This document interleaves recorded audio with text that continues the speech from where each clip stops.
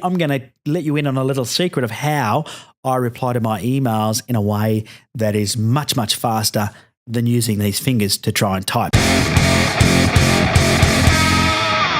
I get this question a lot, and it's like, Ben, how do you get so much done? I've got a couple of podcasts, I run a couple of businesses, and I just managed to get a lot done. And I have a couple of rules in my life that make that possible. And one of those rules is that I will always look for a better way. That is probably one of the things that has helped me stay in front when it comes to time management, because in today's age, it's really easy to get distracted by things. There's so many, what's that squirrel? That they reckon entrepreneur squirrel. They're always distracted by squirrels running by shiny objects, right? It's easy to get distracted. What that means is that when we're focused on doing a task, the time we focus for is getting shorter and shorter. Our attention spans are getting smaller and smaller. And so I'm always looking for ways to be much more efficient, to get through things quicker. There's been things that have happened, developments over the last 10 years, in particular in business, that have meant we've had to reinvent who we are and what we do to stay on top of time management, like your email inbox. Now, I'm going to use email. In fact, the tip I'm going to give you today is how to keep your inbox under control, because I know a lot of people struggle with this. And one of the reasons is that that you could reply to an email with a really short answer, and it's going to be seen as rude. But sometimes I do. I don't even put, hi, such and such, and then write something, and bye, Ben. I'll just put the answer. It could be just one word. That's got to be the people that I know will be okay with it. If it's a longer answer that I have to give, I found myself trying to type these answers out and would get frustrated. I'm not a great typist. I'm like most self-taught typists. I, misspell things, and the autocorrect doesn't always work the way you would think it would. And it takes a bit of time and it can be frustrating. However, one of the things that I got onto very early on in the piece was this speech-to-text software. And there was a program called Naturally Speaking. Now, I'm not going to be recommending that just now, yet that is one of the tools that I will use in my MacBook, is doing the speech-to-text.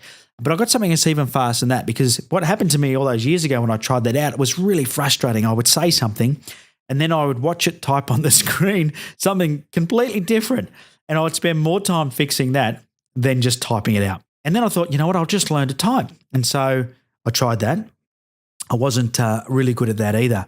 And then I came across an app on my phone, and it's called REV Recorder, Rev Recorder. And what this does is you press a red button on the middle of it there. It's a pretty simple app. If you're watching on YouTube, you see it now. You just press that red button and you make a recording. Now, down the bottom right-hand side of the app, there's this button called Transcribe.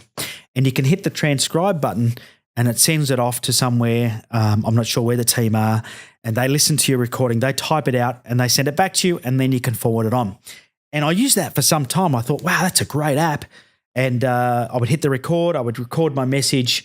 They would type it, they would send it to me, and then I would just copy and paste it into an email. My email was written. Beautiful. And then something dawned on me one day, and I thought, what if I could just send the voice recording directly to the person that I wanted to reply to? And this epiphany is what saved me a stack of time. And of course, now I don't have to pay anybody for this service of typing it out and sending it. Now, there's a couple of ways you can do this. Doing it inside my iPhone is not as easy as doing it on my Mac. So typically, I rarely will respond to any emails that require a lengthy response on my iPhone. If I can give you a one-word answer, I will do it on my smartphone. But if it needs any more thought put into it or a little bit more time, I then turn to my MacBook. And on my MacBook, I have this little MP3 recording software that I downloaded from the App Store. It was about $5, maybe $10, can't remember. But it wouldn't matter if it was $100. I'd still buy it because it saves me a lot of time. And if I've got to reply to an email in a more lengthy fashion, I will turn to my Mac, I will open up that app, I'll hit the record button, and I'll just talk. And you know why? Because I will always talk faster than I type.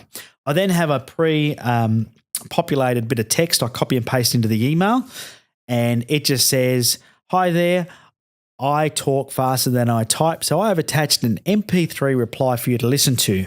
Have a great day, Ben." And then I attach the MP3 that I just recorded and I send it off.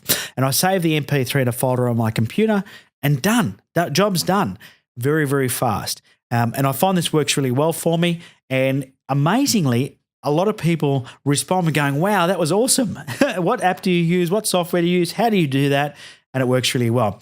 The only thing I would recommend is you make sure that whatever app you use for doing your MP3 recording doesn't create huge files, because if the files are too big, you're going to be a pain in the butt to those people that are receiving it, because it's going to take up a heap of time downloading your email. So I've got the software that I use allows me to make the file really small. Look, I'm not looking for studio quality audio. I'm looking for them just to be able to hear me and get my message through. It works really, really well. And I recommend, if you are struggling to keep up with your inbox, here's the way to be able to manage that.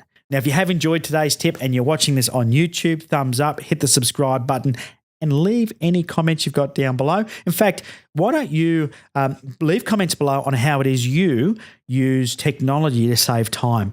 And if you've got any great ideas, I might steal them for a future episode. There we go. All right, today we are going to finish off with a quote from Mark Cuban. And Mark Cuban says, the MBA is never just a business. It's always business. It's always personal. All good businesses are personal. The best businesses are very personal. Great quote, Mark Cuban. Thanks again for joining me for the DVD podcast. Until tomorrow. Well, no, it's the weekend. Have a lovely weekend. Talk to you on Monday. Have a profitable day.